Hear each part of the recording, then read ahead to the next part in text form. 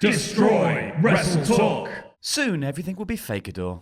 Hello and welcome to the WrestleTalk MECHANews.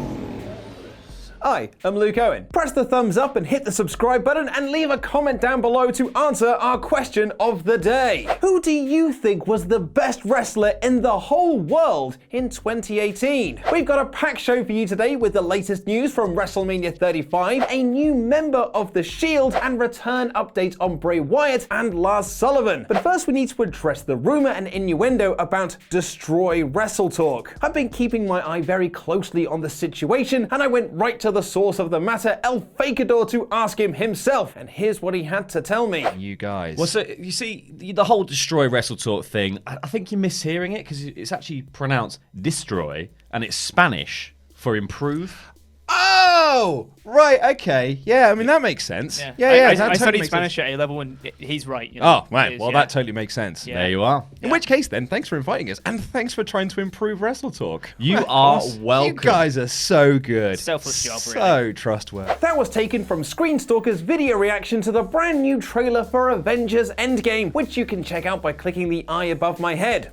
Although I would like you to watch this whole news episode first though, and then go and check out the reaction video. You know, if you want to see three white dudes have a joint nerdgasm. Speaking of people wanting to improve things, and Becky Lynch wants you to improve the quality of your hair. Well, I think Head & Shoulders really want to do that, but Becky Lynch has starred in their advert, which means I guess she's on board with their ideas. The man posted on Facebook recently that she was shooting the commercial, and Twitter user Aubrey has shared the finished product, which you can see here in very, very poor quality. And All Elite Wrestling's Kenny Omega is also cleaning up, but rather than focus on his hair, the cleaner has picked up several end-of-year awards in the Wrestling Observer newsletter. The 40th edition of the Observer Awards were voted for by wrestlers, insiders, experts, and wrestling historians, who voted for Omega to not only pick up the Lou Thesz Ric Flair Wrestler of the Year award, but also Most Outstanding Wrestler, Japanese MVP, Best Wrestling Maneuver for the One-Winged Angel, and Match of the Year for his Dominion bout against Kazuchika Kurokawa. Other notable winners included NXT picking up Best Weekly TV Show, Daniel Bryan winning Best Interview, Zack Sabre Jr. picking up the Bryan Danielson Award for Best Technical Wrestler, AJ Styles being awarded the United States MVP, Becky Lynch taking home the Women's Wrestling MVP, and Johnny Gargano vs Tommaso Ciampa being awarded Feud of the Year. And speaking of Omega's Match of the Year co-winner Kazuchika Kurokawa, and he has been speculated as the possible winner for the New Japan Cup 2019. The winner of the tournament will earn a shot against Jay White in the main event of their enormous Madison Square Garden show over WrestleMania weekend, and Dave Meltzer has written in the latest Observer that he can't see anyone but Okada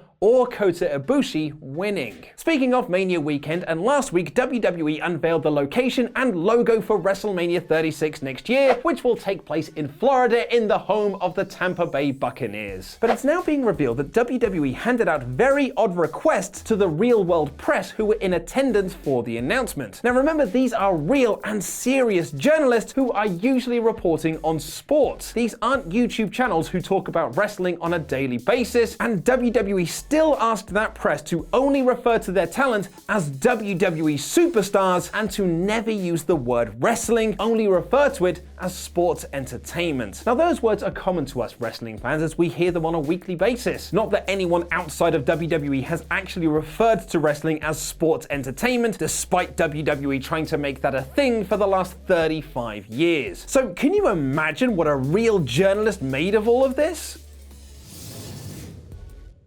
Last week, it was reported that among others, Impact Wrestling had re-signed Moose, Sami Callihan, and Rosemary to new multi-year deals. And this week, the company also announced they had re-signed OVE's Jake and Dave Crist to new deals. Speaking with Wrestling Inc., Jake Crist said, "Impact has always been home to us. They always gave us a platform, and they were the first ones to give us a chance, so why not stay loyal? I know this business isn't a loyal business, but we're loyal people. We were always dead set on staying loyal to Impact. They took a chance on my brother and I, so why not keep rocking and rolling? And former Impact head honcho Dixie Carter found herself being name-dropped this week on SmackDown Live in a Randy Orton promo. Orton was running down the career of AJ Styles, saying that while he was wrestling in bingo halls, Orton was working for WWE. And while AJ was tanning with Dixie Carter in Florida, he was winning world championships and headlining WrestleMania. It was a fun comment for hardcore fans who will know the relationship between Styles and former Impact Wrestling president Dixie Carter. And who could ever forget the tangled web between them and Claire Lynch? And now Carter has responded to Orton's claims of she and AJ getting tans together, tweeting, "AJ Styles and I never had to tan as we were always golden. My historical recollection is different than yours, Randy Orton." It was officially announced yesterday that AJ Styles and Randy Orton will clash at WrestleMania. But what will be next for Finn Balor as WrestleMania draws closer? Balor picked up the Intercontinental Championship a few weeks ago at Elimination Chamber in a handicap match against Bobby Lashley and Lio Rush, but dropped the belt back to Lashley on this past Monday's Raw. It felt like a real bump in the road for Balor, who has struggled to get a solid push in WWE since relinquishing the Universal Championship following an injury. However, according to WrestleVotes, Balor dropping the IC title to Lashley might have been done to set up WrestleMania. WrestleVotes tweeted, chatting with a source this morning, one notable quote, "I'm figuring they took the IC title off of Finn for a reason. I think they have something for him at Mania." And perhaps this could tie into a new advertisement for the WWE Network's presentation of the show, which doesn't feature regular old Finn Balor, but instead the undefeated Demon Balor, who was last seen beating Baron Corbin at SummerSlam last year. Because apparently the Demon only comes out for real threats like Baron Corbin and not Universal Championship matches against Brock Lesnar. I don't get it either. Someone else who could factor into big WrestleMania plans is Braun Strowman, who recently started a feud with SNL's Colin Jost and Michael Shea. But once Mania is done and dusted, he will have some even bigger shoes to fill. It was first reported after the Royal Rumble that Dean Ambrose would be leaving WWE when his contract expires at the end of April. WWE themselves even took the unprecedented act of announcing this on their website and referenced him leaving in the Shield's reported final ever match at Fastlane against Bobby Lashley, Drew McIntyre, and Baron Corbin. However, there were question marks over Ambrose's position when Brian Alvarez of Wrestling Observer reported there is talk backstage that Dean is now staying, and he was being advertised for WWE's European tour, which will take place in May. However, that advertising has now changed, with Dean Ambrose no longer listed for WWE's European tour, instead promoting that Braun Strowman will be an honorary Shield member for the shows with Roman Reigns and Seth Rollins as they take on Corbin's mid-card of evil, who will still be a team for some reason. But what about Braun Strowman's former mentor, Bray Wyatt?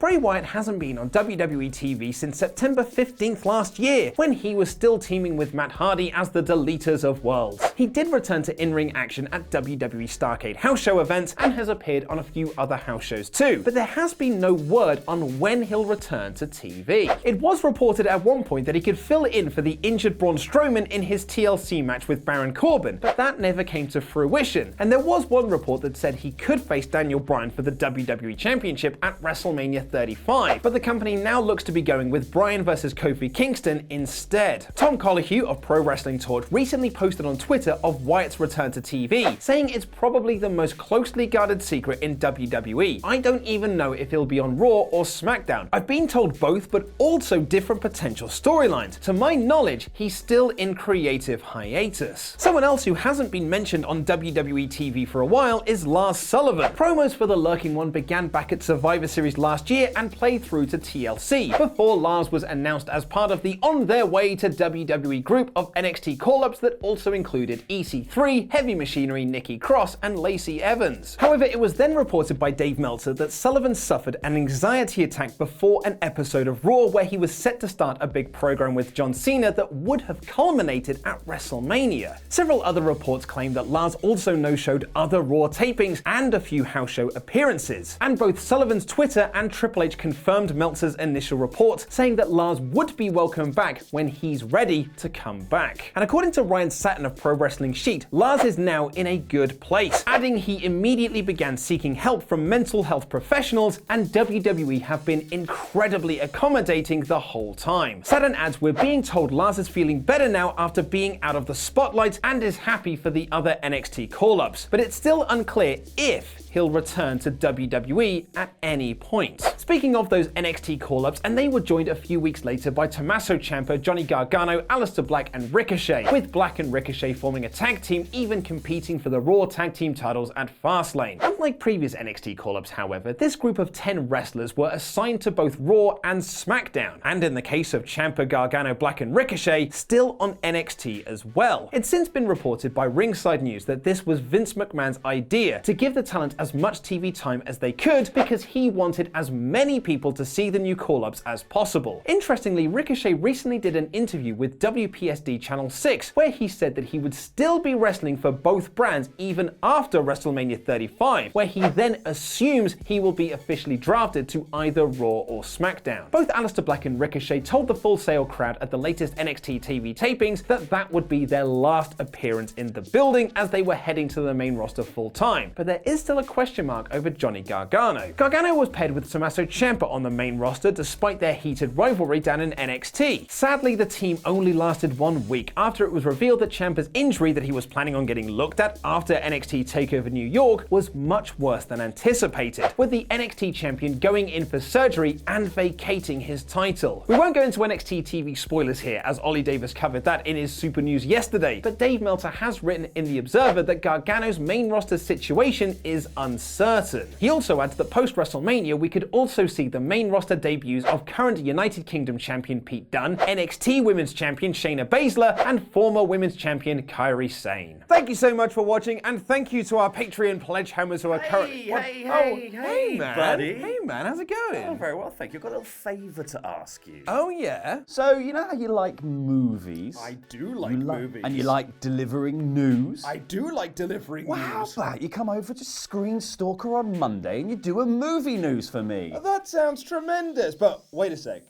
Is Ollie okay with all of this? Ollie is fine with it. After all, I'm trying to destroy WrestleTalk, as in improve WrestleTalk. Oh, well, that's exciting then. Cool. So, movie news on Monday for me then. Man, I very much look forward to it. Thanks a lot. No man. worries, my friend. Have a nice day. See you on Monday. Yes, Luke Owen is ours now. And next week, Ollie and the rest of WrestleTalk and the SWAF Nation will be ours. And also, you can watch this nice video about Sekiro Shadows Die Twice. Everything you need to know before it comes out next week.